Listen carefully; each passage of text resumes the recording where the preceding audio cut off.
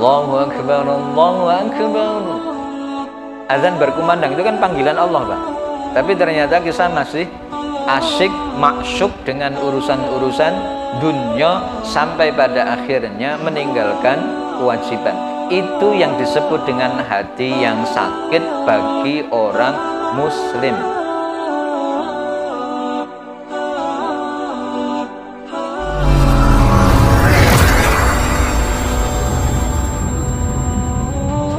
Bismillahirrahmanirrahim. Assalamualaikum warahmatullahi wabarakatuh. Alhamdulillah, salatu wassalamu ala rasulillah wa ala alihi wa ashabihi wa man tabi'ahum bi ihsanin ila yaumil qiyamati, amma ba'd. Rabbi shrah li sadri wa yassir li amri wahlul 'uqdatam min lisani yafqahu qawli. Yaqulu Allah Ta'ala fi kitabihil karim, a'udzu billahi minasy syaithanir rajim. Ya ayyuhalladzina amanu taqullaha haqqa tuqatih wa la tamutunna illa wa antum muslimun.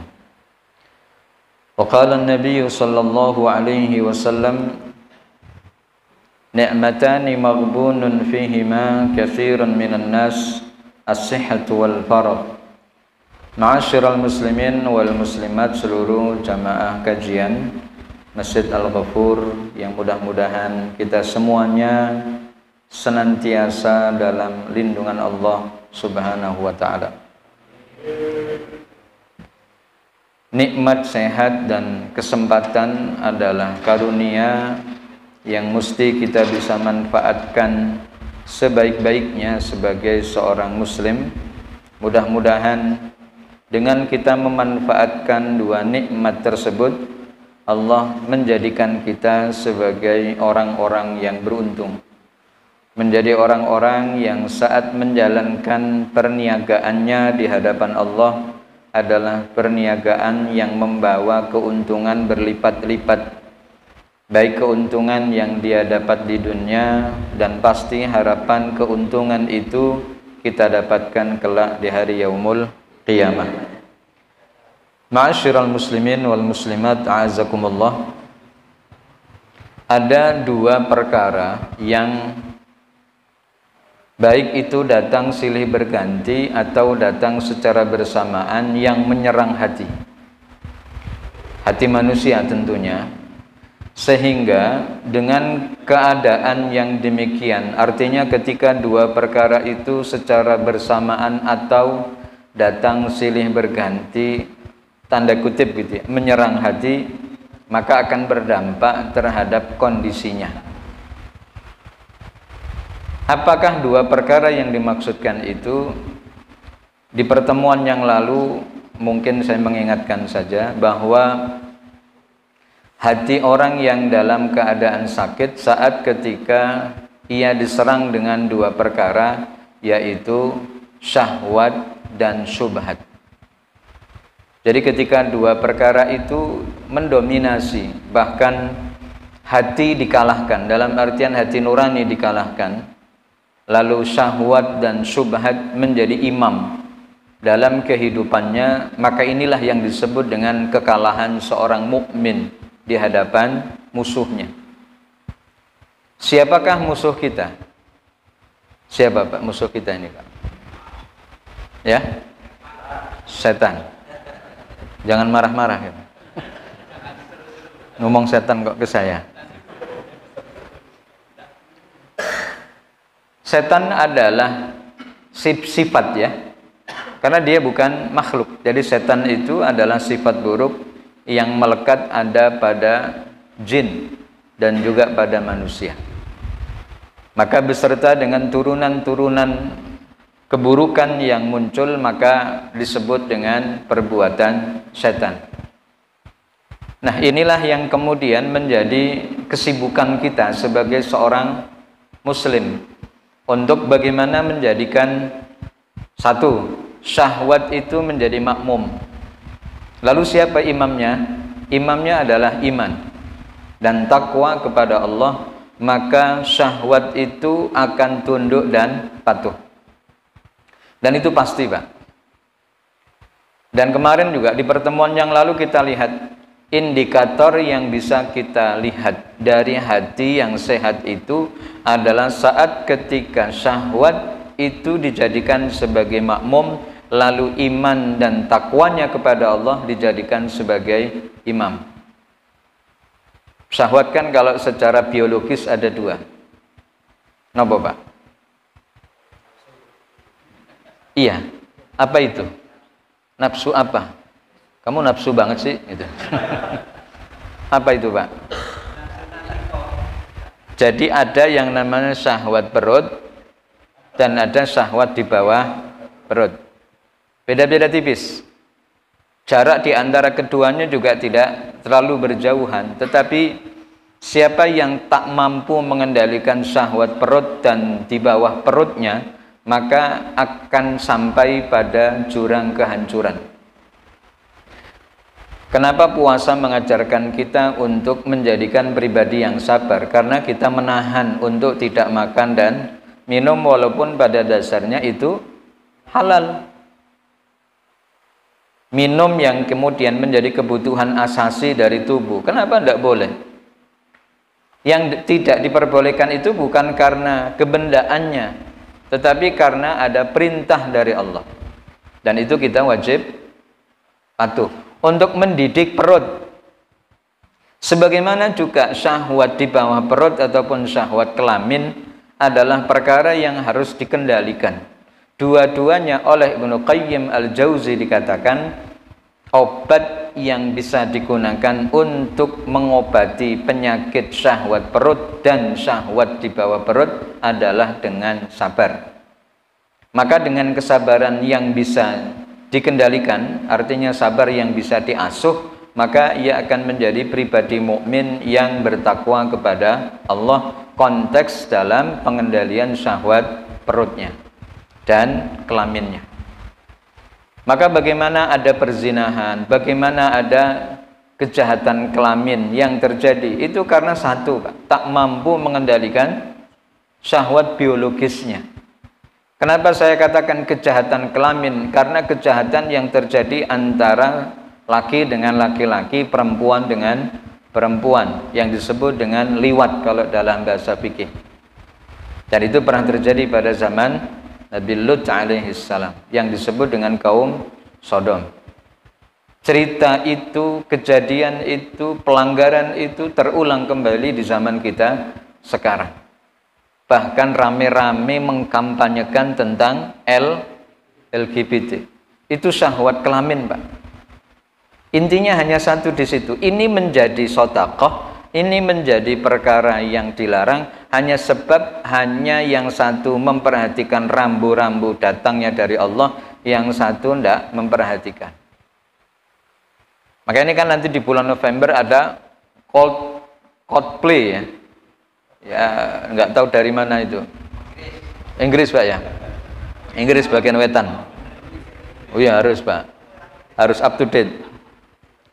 Itu rame-rame orang Indonesia menolak gitu ya. Kenapa? Karena ia mengkampanyekan tentang LGBT.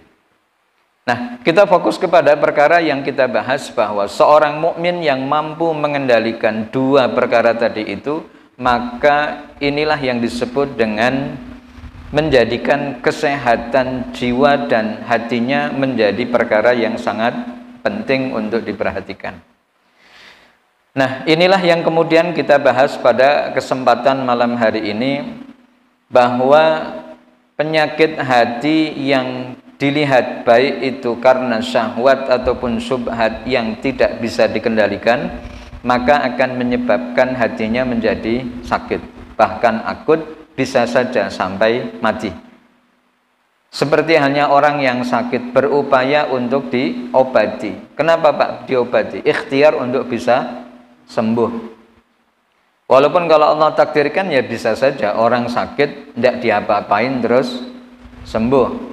Tapi kan secara logika nalar, kalau ini tidak diupayakan untuk diobati, maka sepertinya sulit Allah menghadirkan kesembuhan kalau tidak ada ikhtiar yang dilakukan.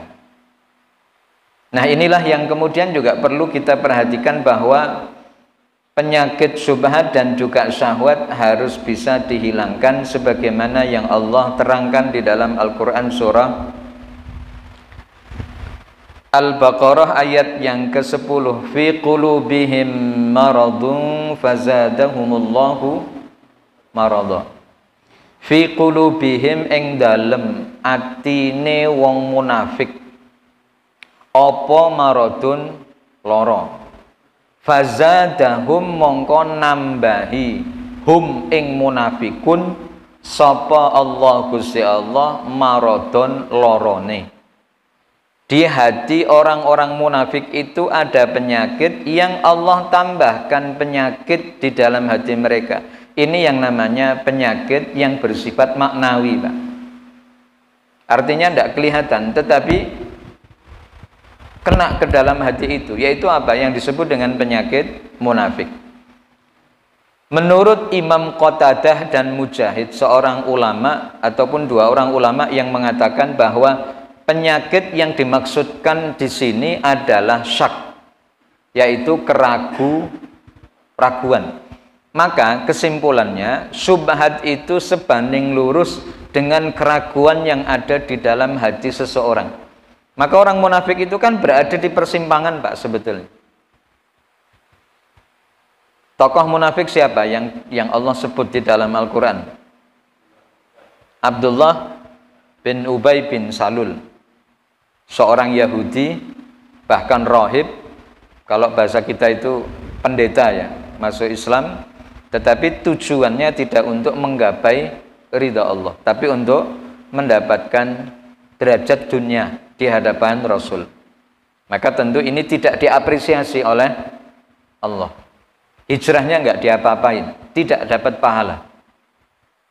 Nah, Abdullah itu sebetulnya juga tidak beriman kepada Allah dan juga kepada risalah yang dibawa oleh Rasul Shallallahu Alaihi Wasallam karena ada keraguan yang ada di dalam hatinya. Maka kalau kemudian kita bahas apa yang disebut dengan syubhat dalam konteks Al-Quran, maka jawaban dari kata syubhat di sini maksudnya adalah ragu terhadap syariat Allah Subhanahu Wa Taala. Walaupun mungkin dalam pengertian makna luas kata syubhat itu juga diartikan perkara yang sifatnya wagu, remeng-remeng, Pak. Halal yo ora, haram yo ora. Dikatakan halal 100% juga enggak. Tapi dikatakan haram 100% juga tidak. Ini juga masuk ke dalam pembahasan syubhat dalam kacamata fikih. Tetapi karena pandangan kita keterkaitan dengan masalah yang ada di dalam tazkiyatun nafas, maka yang dimaksudkan ragu itulah syubhat yang perlu dihilangkan di dalam hati. Maka begitu ada orang yang ragu tentang apa yang akan terjadi ketika seseorang setelah meninggal, apa yang akan terjadi itu dia tidak percaya akan apa yang akan dialami di alam barzah, itu namanya syubhat, Pak. Orang tidak percaya dengan alam barzakh, tidak percaya dengan alam akhirat. Itu termasuk alam. Alam akhirat itu nanti dibagi dua, ada surga, ada neraka. Misalnya. Artinya orang ini tidak percaya terhadap surga dan neraka, maka orang itu sudah tercangkit dengan penyakit syubhat. Maka kemudian dikatakan orang itu orang munafik dalam sisi i'tiqad, keyakinan, karena tidak meyakini sesuatu yang sudah ditetapkan oleh Allah di dalam Al-Quran. Inilah yang kemudian kita perhatikan di dalam surah Al-Baqarah ayat yang ke-10 tentang kondisi hati orang-orang munafik, yaitu bukan hilang malah ditambah penyakit itu sebab karena mereka ragu dan terus ragu. Lanjut. Adapun penyakit-penyakit hati yang terkumpul di dalamnya yaitu penyakit syahwat dan penyakit syubhat, maka ada obat yang bisa digunakan untuk menyembuhkannya, Pak. Kita secara zahir, Pak, kalau mata sudah kunang-kunang, tangan lemes, sikil lemes, ya awak wis lemes, mangan ra pena, turu ra pena. Itu tanda apa, Pak? Apa tandanya? Kuwi tandane nang dompet hanya tinggal gambar Patimura misalnya. Mata udah mulai kunang-kunang ya. Apalagi bapaknya ditekani anaknya, Pak bayaran SPP, bojone teko, Pak iki suwayahe bayar arisan. Tambah lemes, Pak. Mata kunang-kunang, mata wis ora jelas ndelok iki. Wis ora ndelok, wis ora enggak jelas. Nah, ada obat yang bisa kita gunakan. Di dalam Al-Qur'an ini disampaikan di sini di dalam kitab ini, yaitu kitab Al-Bahru Ar-Ra'iq fi Zuhdi wa Raqa'iq. Obate gur sitok, yakni Al-Qur'an syifaun lin-nau'ain.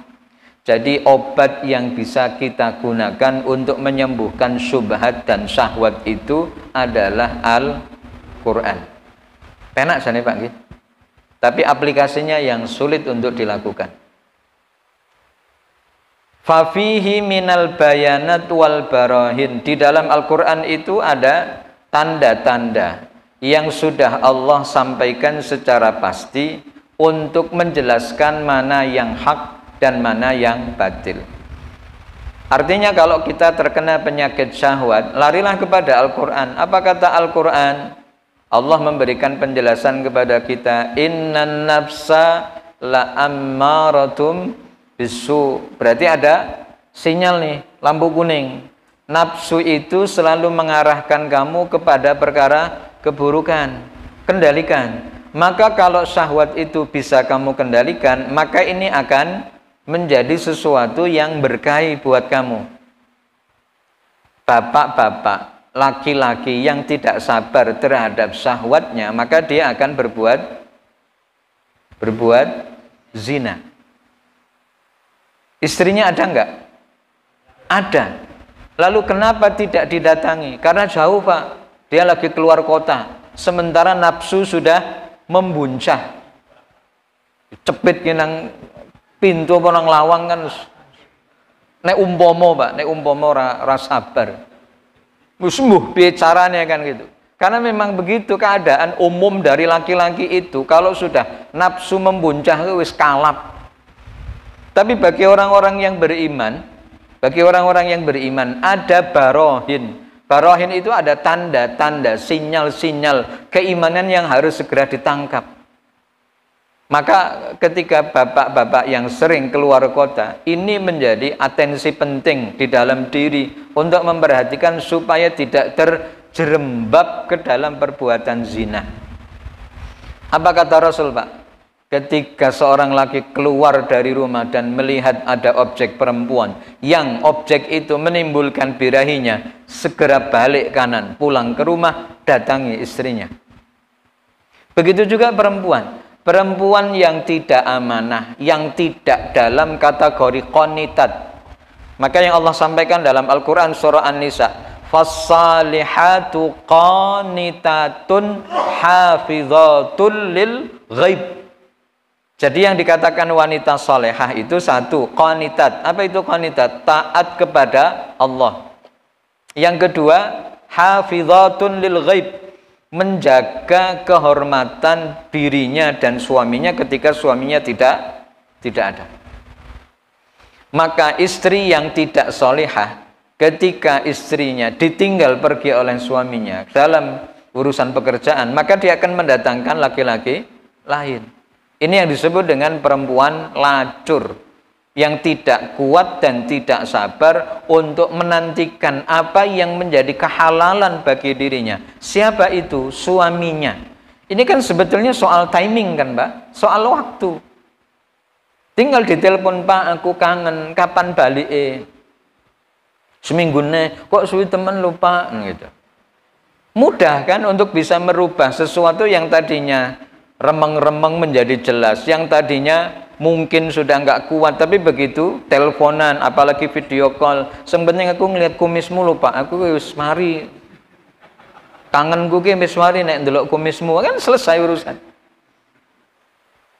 Ya Pak, Ibu, inilah yang disebut dengan kedua belah pihak kudu duwe sing jenenge sabar.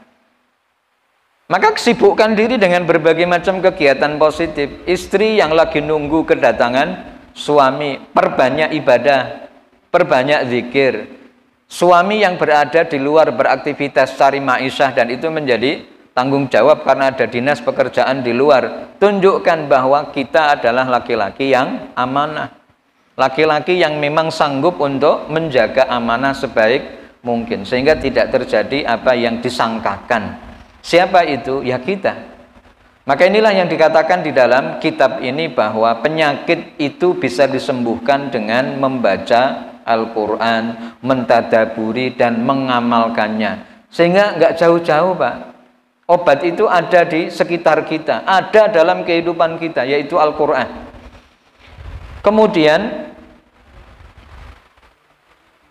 fanuzulu amradi syubhati al-mufsidah lil ilmi, artinya bahwa hilangnya penyakit syubhat yang merusak itu dengan ilmu.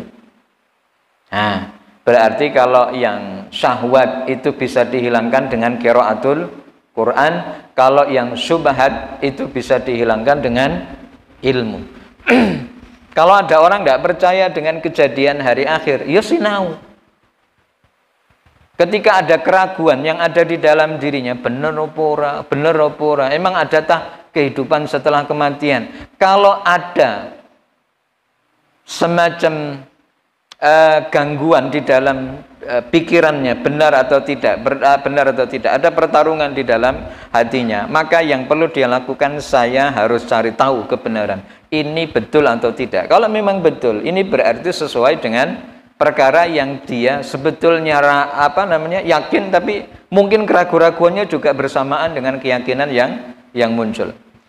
Ini yang kemudian kita perhatikan dari apa yang Allah Subhanahu wa taala berikan arahan kepada kita.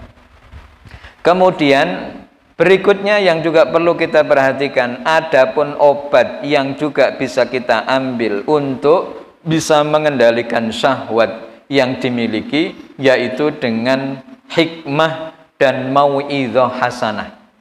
Hikmah itu apa, Pak?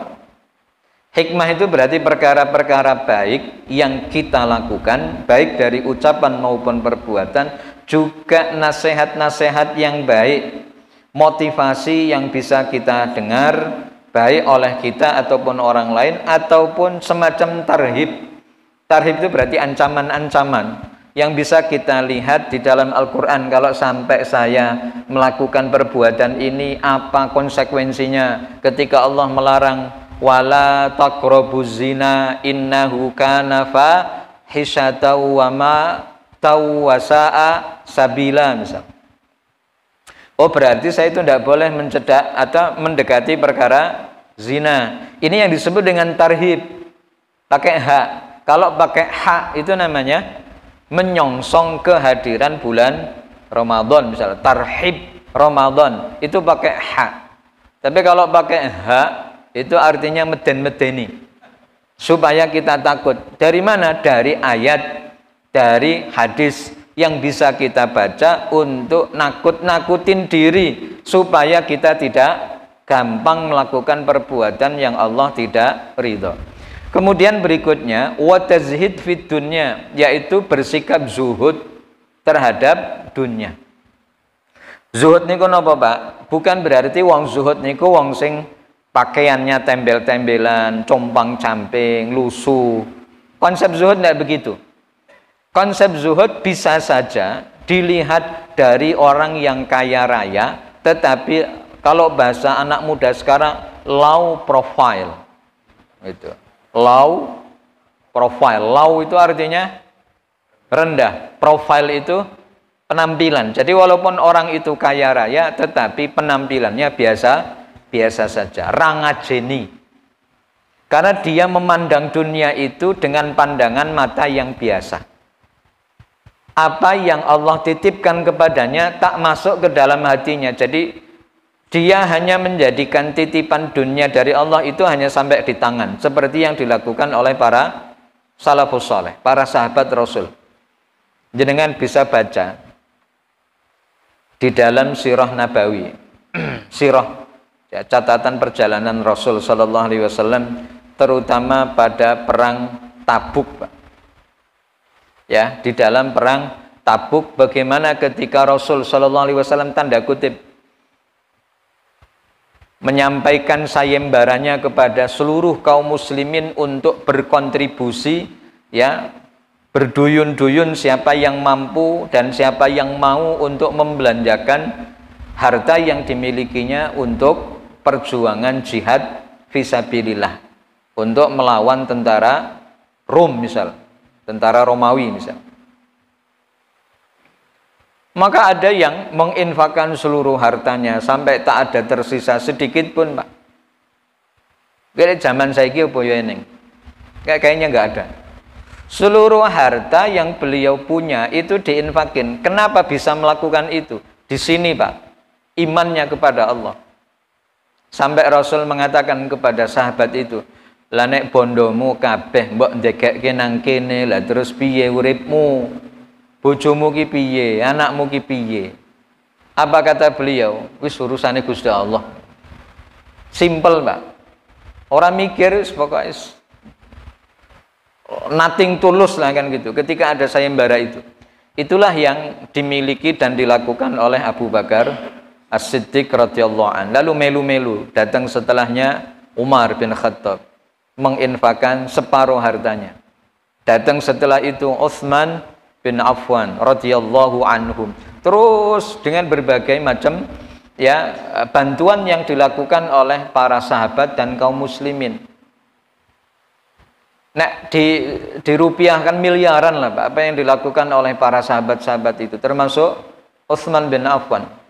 Beliau punya 100 ekor onta, ratusan ekor onta, ratusan kuda. Jadi kuda dan onta yang beliau miliki itu juga digunakan untuk diinfakin di jalan Allah. Ratusan, bukan hanya 1-2, tapi ratusan. Itu juga kita tahu ternyata Utsman bin Affan juga sahabat Rasul yang kaya raya, Pak. Jadi sahabat-sahabat Rasul itu orang kiri. Yang artinya tidak punya harta hanya satu, yaitu Ali bin Abi Thalib. Tapi kan beliau bisa menyumbangkan. Sumbangsih beliau itu ada di bidang ilmu dan hikmah. Sementara 3 sahabat sebelumnya itu mereka berkontribusi dari sisi harta yang dimilikinya. Baik, kita kembali kepada persoalan yang sedang kita bahas di sini. Bahwa zuhud terhadap dunia menjadi sebuah perkara penting untuk menjadikan kita orang yang tetap fokus untuk akhirat. Jadi tadi yang saya sampaikan, orang zuhud itu bukan berarti ditandai tidak punya apa-apa, Pak. Bisa saja orang itu kaya raya, tetapi konsep hidupnya sederhana. Bajunya ya juga enggak yang mahal-mahal. Jenengan bisa ngelihat enggak di Bandar Lampung gitu, orang kaya raya, tetapi konsep hidupnya sederhana untuk perjuangan Islam luar biasa. Ada atau tidak? Belum ketemu. Ya, belum ketemu. Ini yang kita lihat adalah orang-orang kaya, orkai, orang-orang kaya yang kontribusi ke Islamnya itu menonjol dan ternyata masih kelihatan mungkin hilalnya 2 derajat gitu. Ya, belum kelihatan. Angel, betul, angel. Artinya masih untuk kepentingan masing-masing gitu. Di Arab Saudi itu ada sosok orang yang kaya raya sebagai founder, pemilik, dan juga sebagai orang yang pertama kali membangun bank swasta terbesar di Arab Saudi. Namanya Ar-Rajihi. Ini bank Ar-Rajihi itu bank swasta punya Ar-Rajihi, sama seperti yang foundernya, seperti yang punya nama.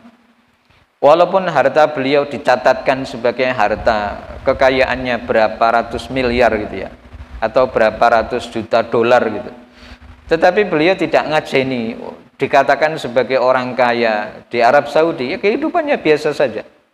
Bahkan kalau nggak tahu bahwa orang itu adalah orang kaya, ya nggak ada yang ngira, karena begitu beliau sholat di Masjidil Haram, ya bajunya biasa, Pak, nggak ada membedakan ini orang gedean, ini orang yang punya banyak harta. Itu kan biasanya dilihat dari baju kebesaran. Kalau beliau enggak, pakai baju biasa. Kalau pakai baju gamis, ya gamis yang juga biasa Bapak Ibu beli. Kita beli, beliau beli, ya sama harganya, mungkin 15 real, 20 real. Padahal kalau beliau mau beli, mau berapapun dan harga berapapun mampu. Dan begitu beliau sudah pensiun, artinya udah nggak ngurusin, beliau tinggalkan itu dan diserahkan kepada anaknya. Beliau nggak mau ngurus. Jadi beliau hanya tinggalkan apa yang cukup untuk makan sehari-hari beserta dengan istrinya, dan beliau fokus untuk beribadah di Masjidil Haram. Itu yang beliau lakukan. Cobalah nanti dengan searching di Google ya tentang biografi Ar-Rajihi, founder dari Bank Ar-Rajihi Arab Saudi. Itu gambaran kekinian tentang orang yang zuhud di akhir zaman, walaupun banyak hartanya, tetapi harta itu tidak sampai masuk ke dalam hatinya. Jadi hatinya tidak bergantung kepada dunia. Itu yang disebut dengan konsep zuhud. Jadi zuhud itu bukan berarti tidak punya apa-apa. Punya apa-apa, tetapi konsepnya itu yang dia bangun. Lebih mengutamakan kehidupan akhiratnya dibandingkan dengan dunianya. Kemudian untuk bisa mengobati syahwat, artinya mengobati itu mengendalikan, Pak nggih. Jadi syahwat itu memang tidak bisa dihilangkan. Sepakat napa mboten, Pak? Jadi walah, pokoknya saya mau fokus ibadah. Pokoknya syahwat harus saya hilangkan. Dihilangkan bisa enggak? Enggak bisa. Syahwat ini gharizah. Gharizah itu insting, pemberian dari Allah. Maka sesuatu yang sudah diberi Allah itu tidak mungkin bisa dihilangkan. Yang ada PR bagi kita adalah bagaimana mengendalikannya. Itu penting. Ya nggak usah malu-malu untuk kemudian mengatakan kita butuh nggak makan. Jenengan butuh nggak, Pak? Luwih mboten, Pak? Dan jenengan nggih luwih napa mboten? Nek ora mangan sedina, ndak makan sehari, lapar napa mboten? Lapar. Yang jenengan butuhkan apa? Makan apa tidur? Yuk makan, itu insting.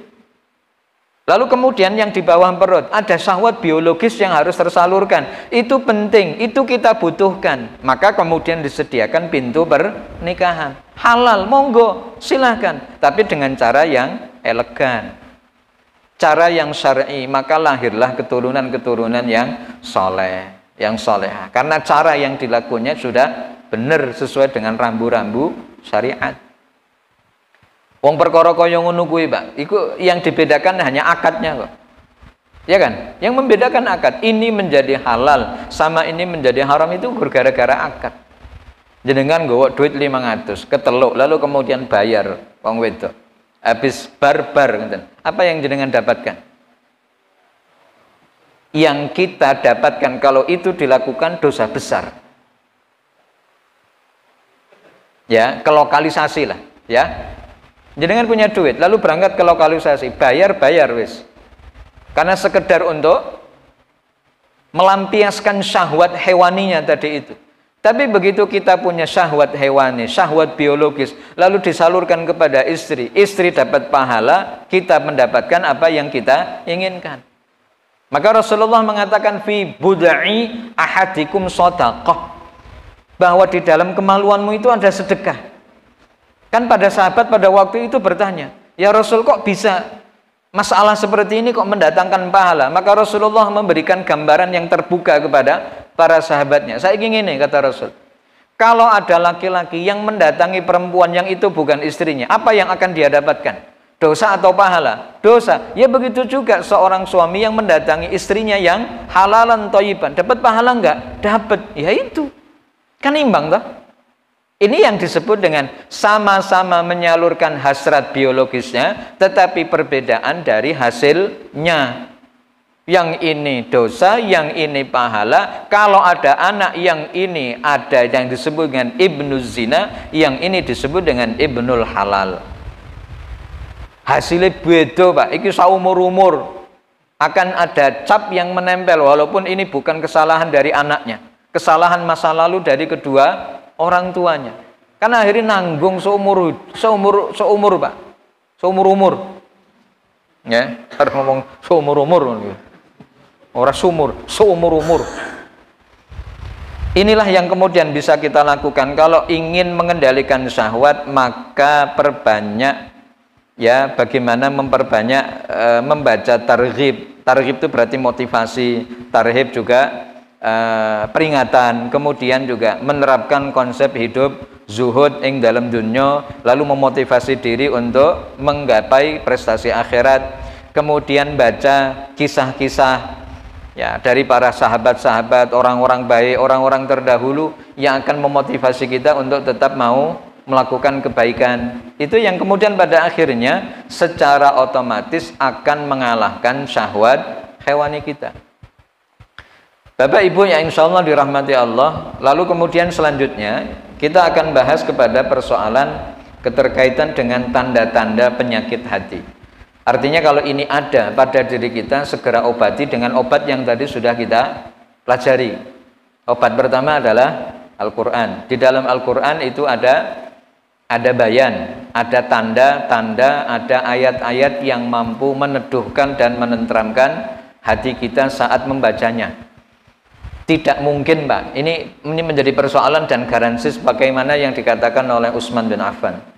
Ketika kita membaca Quran, kok ternyata hati kita masih terus merasa kehausan, artinya kok merasa tak terpuaskan dengan bacaan Al-Quran, ini berarti hati kita dalam kondisi sakit. Jenengan baca Quran kok tidak menemukan zauk. Zauk itu berarti cita rasa. Jenengan baca Quran kok biasa-biasa wae gitu. Mohon maaf, jenengan pecinta kopi mboten? Kopi hitam. Pecinta kopi enggak? Lanang orang ngopi. Bagian jenengan yang pecinta kopi itu tahu, Pak, ini kopi sing enak, ini kopi sing ora enak, ini kopi asli, ini kopi campuran karo beras, campuran karo jagung, dicampur karo sing rena-rena, rasane ora genah-genah gitu. Jenengan sudah bisa merasakan itu belum? Itu namanya zauk. Zauk itu berarti cita rasa bagi pencinta kopi sejati. Gitu. Jadi sing jenenge zauk itu cita rasa yang tidak bisa dikalahkan dengan apapun. Ngopi nek jenenge ngopi ki nganggo kopi hitam, ora nganggo gula. Nek nganggo gula jenenge ngolek misalnya. Maka kalau saya pesan kopi hitam enggak pakai gula. Lah kenapa? Karena kamu sudah manis misalnya. Ini namanya zauk, Pak. Cita rasa. Seperti orang belajar bahasa. Ketika dia sudah bisa menikmati apa yang dia pelajari, maka bahasa apapun yang disampaikan, entah itu bahasa Indonesia, bahasa Jawa, bahasa yang lain, ketika dia sudah menemukan kunci di dalam bahasa itu, maka dia menikmati itu. Zauk, itu namanya zauk. Maka bagi orang-orang yang kemudian menjadikan Al-Quran itu sebagai obat, maka ketika dia membaca ayat Al-Quran, satu ayat, dua ayat, dia sudah menemukan ketenangan dan ketentraman. Sudah cukup baginya bahwa Quran itu menjadi obat. Kalau ternyata jenengan sudah baca, kok ngerasa bahwa kok yang ini wae, ini berarti terus diterapi, dipaksa dengan bacaan doa. Allahumma paksa. Nonton, Mbak? Dipaksa, Pak. Nek ora dipaksa ora dadi. Seperti halnya jenengan mangan obat ketika sakit, dipaksa napa mboten? Dipaksa. Putra wali puai teram-teram. Tapi begitu dipaksakan, maka lama-lama juga akan menjadi penyembuh dari syariat yang Allah lihat. Kan gitu. Pahit, Bu, pahit. Pahit. Pokoknya dipaksa, Pak. Minum obat. Mudah-mudahan Allah berikan kesembuhan. Maka inilah yang harus kita paksakan, baca Quran satu lembar atau satu halaman sajalah. Kok koyone abot? Paksakan, pokoknya raiso rak kudu dino iki kudu baca Quran sak halaman. Nanti lama-lama akan menikmati, tensinya akan dinaikkan, ritmenya akan bertambah. Yang tadinya satu halaman menjadi satu lembar, 2 halaman, 3 halaman. Nanti jenengan baca Quran 1 juz ra kroso. Tapi itu kan butuh proses, maka nikmati setiap proses yang berjalan. Awalnya dipaksa, nanti lama-lama juga suka baca Quran. Kan karena kita ini kan betulnya dipaksa, Pak. Ya, kita ini dipaksa. Maka tanda yang pertama di antara hati yang sakit itu adalah an yata'adzara 'alal 'abdi ma khuliqa lahu min ma'rifatillah dan seterusnya. Ini bahasa Arabnya panjang. Jadi tanda daripada hati yang sakit itu adalah seorang hamba yang merasa bahwa dirinya itu tidak mengetahui Allah dengan pasti, apalagi mencintainya. Jadi ra kenal karo Gusti Allah. Maka hati yang sakit adalah hati yang cintanya kepada Allah tidak full. Apa tanda cintanya kepada Allah tidak full? Yaitu lebih mengedepankan syahwatnya dibandingkan dengan imannya. Allahu Akbar, Allahu Akbar. Azan berkumandang itu kan panggilan Allah, Pak. Tapi ternyata kita masih asyik, masyuk dengan urusan-urusan dunia sampai pada akhirnya meninggalkan kewajiban. Itu yang disebut dengan hati yang sakit bagi orang Muslim. Karena hati orang Muslim itu satu atau enggak kondisinya dua, Pak. Nek ora sehat ya loro. Tidak mungkin mati, karena hati mati itu hanya dimiliki oleh orang-orang yang kafir, tidak beriman kepada Allah. Itu hatinya mati sampai dia menemukan hidayah Allah, maka ia baru menghidupkan hatinya yang mati suri. Seperti ada ilmuwan Cina turun dari bulan lalu kemudian mengislamkan diri di hadapan seorang ulama di sana. Itu karena dia melihat hidayah itu datang dari mana saja. Dia melihat satu-satunya yang ada cahaya itu dia bidik satu titik, yaitu hanya ada di Ka'bah. Semuanya gelap, Pak. Dunia itu dalam keadaan gelap. Hanya ada satu yang terang. Lalu kemudian dia meneliti itu. Apakah tempat yang terang itu? Ternyata adalah kiblat kaum muslimin untuk seluruh dunia, yaitu apa? Ka'bah. Maka dia pelajari Islam dan menemukan cintanya dan mentambatkan hatinya dengan beriman kepada Allah. Inilah yang kemudian tanda pertama yang dimiliki oleh orang yang dalam kondisi sakit, di mana apa, Pak? Fayuqaddimul abdu syahwatahu, yaitu menjadikan syahwat itu diprioritaskan oleh seorang hamba sampai mengalahkan ketaatannya kepada Allah dan cintanya kepadanya. Jadi kalau ini perintah Allah, ini syahwat, ternyata kalau perintah Allah dikalahkan, ini berarti hatinya sakit, Pak. Hatinya sakit. Maka perlu diobati. Bagaimana caranya? Ya dilawan. Maka kalau ada dua perkara yang berhadapan antara keinginan syahwat dan keinginan hatinya untuk senantiasa mengikuti aturan dari Allah, maka mestinya itulah yang dikalahkan, yaitu apa? Syahwatnya. Ini yang kemudian kita lihat dari apa yang Allah sampaikan di dalam surah Al-Furqan. Ara'aita man ittakhadha ilahahu hawahu. Apakah kamu tidak melihat atau apa pendapatmu terhadap orang yang menjadikan hawa nafsunya itu sebagai Tuhannya? Namanya Tuhan, tahu Tuhan, Pak? Sesembahan. Jadi apa kata nafsunya itu menjadi yang diikutinya. Ya ini kan enak kan gitu. Kenapa nggak dimakan? Maka akhirnya dimakan. Padahal itu dilarang. Udah gitu ngelabrak aturan syariat. Makan daging babi tapi diawali dengan bismillah gitu ya. Ini kan sesuatu yang cari sensasional, mencari sesuatu yang viral, walaupun dia tahu mungkin dalam hatinya ini sesuatu yang bertolak belakang, bertentangan dengan syariat. Yang betul, Pak, akhirnya diperkarakan dan dipolisikan. Karena kan Allah sudah memberikan penjelasan kepada kita, wala talbisul haqqa bil batil. Jangan mencampur adukkan antara perkara yang hak dan perkara yang batil. Hak ya hak, batil ya batil. Niki waktu qomat napa adzan? Adzan. Kirain waktu qomat. Baik. Nah, inilah yang kita akan close pada materi pada malam hari ini. Sebagaimana yang dikatakan oleh ulama salaf, huwallazi kullama hawa syai'an raqibahu. Ketika hawa nafsunya mengalahkan hatinya, maka ia akan menungganginya. Jadi hati itu akan dikuasai. Hati itu yang kemudian akan dikendalikan oleh syahwatnya, sehingga apa kata syahwat selalu diikutinya tanpa memperhatikan sinyal-sinyal keimanan yang ada di dalam hatinya. Sing penting seneng, maka ia datangi itu tanpa memperhatikan halal haramnya.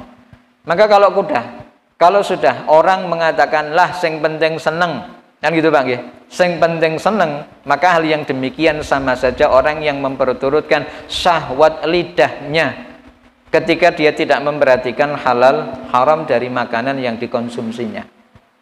Ini yang kemudian menjadi satu atensi penting untuk kita perhatikan. Tanda yang pertama, saat ketika seseorang menjadikan syahwatnya sebagai imam dan dia mengalahkan ketaatan kepada Allah dan cintanya sehingga dia melalaikan perintah-perintah Allah.